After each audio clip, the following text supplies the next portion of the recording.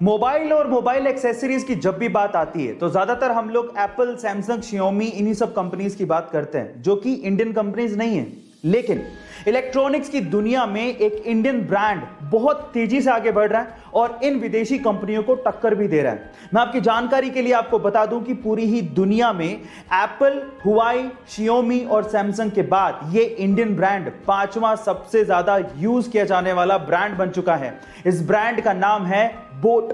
जी हां guys, boat एक Indian brand है जिसे समीर मेहता और अमन गुप्ता ने 2015 में मार्केट में उतारा था। गाइस, आपको ये अमेजिंग इंफॉर्मेशन कैसी लगी और क्या आपको भी अभी as an Indian proud feel हो रहा है? चैट सेक्शन में जरूर लिखिएगा। और गाइस, जब भी आप किसी बाजार में से रेस्टोरेंट के आगे से निकलते हो तो आपने जनरली ये देखा होगा कि रेस्टोरेंट का कोई ना कोई लड़का आपके पास आके डिस्काउंट कूपन देता है और आपको कहता है कि रेस्टोरेंट में जब भी आप खाना खाएं तो ये डिस्काउंट कूपन दिखा दीजिएगा, आपको 20% डिस्काउंट मिलेगा या 30% डिस्काउंट मिलेगा।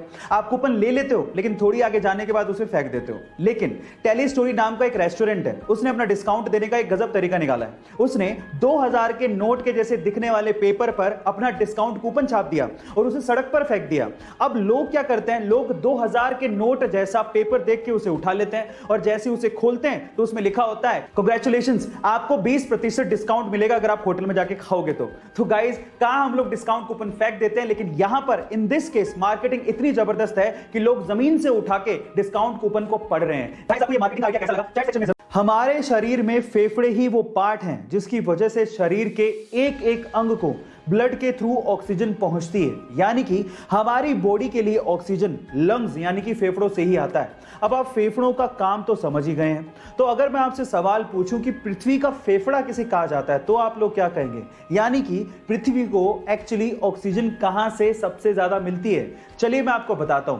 पृथ्वी का फेफड़ा कहा जाता है अमेज़न के जंगलों को, जो कि दुनिया के सबसे बड़े रेन फॉरेस्ट माने जाते हैं, जहां से पृथ्वी को 20% यानी कि 20% ऑक्सीजन मिलता है। गाइस, आपने स्कीइंग गेम के बारे में सुना है?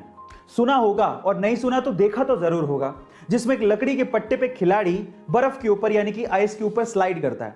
अब ये एक इंडियन गेम तो नहीं है, लेकिन अगर मैं आपसे सवाल पूछूं कि वो कौन सी पहली भारतीय महिला है जिसने इंटरनेशनली भारत को पहली बार कोई पदक दिलाया हो स्कीइंग में, क्या आप जानते हैं?